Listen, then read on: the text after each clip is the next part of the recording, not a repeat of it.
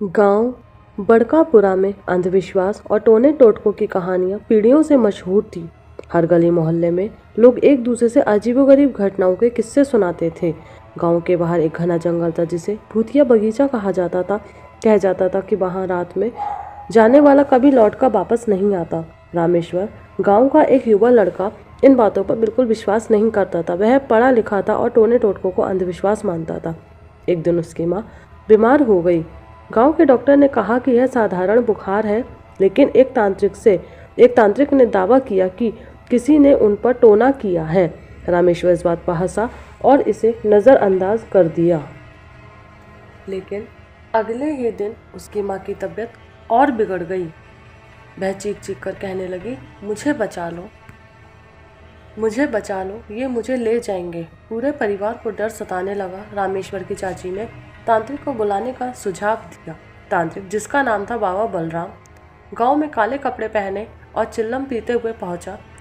उसके साथ एक काला मुर्गा और लाल धागों की एक थैली थी। बाबा ने आते ही कहा, तुम्हारी माँ पर गहरा साया है, इसे हटाने के लिए हमें रात के समय जंगल में पूजा करनी होगी। रामेश्वर इस बात पर गुस्सा हो गया और बाबा को झूठा करार दिया, लेकिन उसके पिता ने कहा कि अगर माँ को इससे राहत मिलती है तो कोशिश करने में क्या बुराई है। रामेश्वर अपनी माँ के प्यार में यह मान गया। रात को जब रामेश्वर और कुछ गांव वाले जंगल की ओर चले, चांदनी रात थी, लेकिन जंगल की गहराई में घुसते ही अजीब सी ठंडक और खामोशी ने सबको घेर लिया। हर कदम पर ऐसा लगता था कि कोई उन्हें देख रहा है। बाबा ने सबको चेताया, आगे कुछ भी हो पीछे मत देखना। वे एक पुराने पेड़ के पास रुके। बाबा ने वहां लाल धागों से एक घेरा बनाया और रामेश्वर की माँ को बीच में बिठाया। बाबा ने मंत्रोच्चार शुरू किया। अचानक हवा तेज हो गई और पेड़ों की शाखाएं अजीब तरह से हिलने लगी। रामेश्वर ने बाबा से पूछा, यह सब क्या हो रहा है? बाबा ने कहा, यह आत्मा क्रोधित हो रही है, शांत रहो।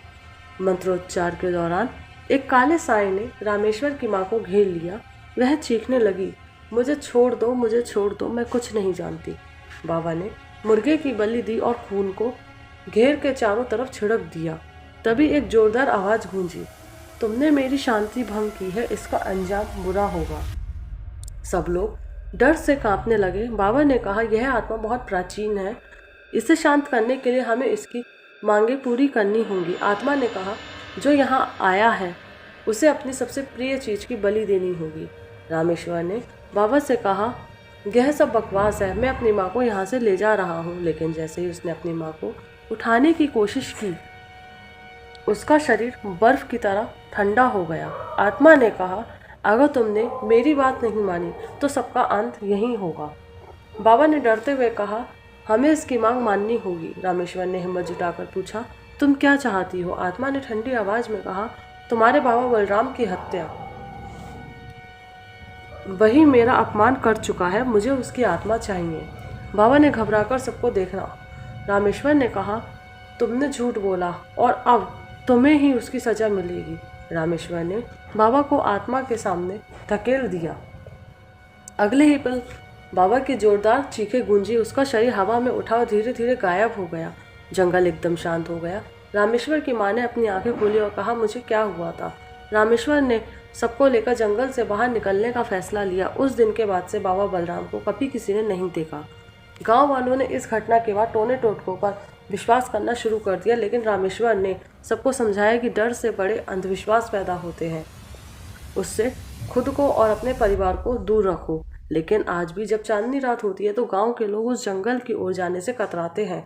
उन्हें लगता है कि बाबा बलराम की आत्मा अब भी वहां भटकती है।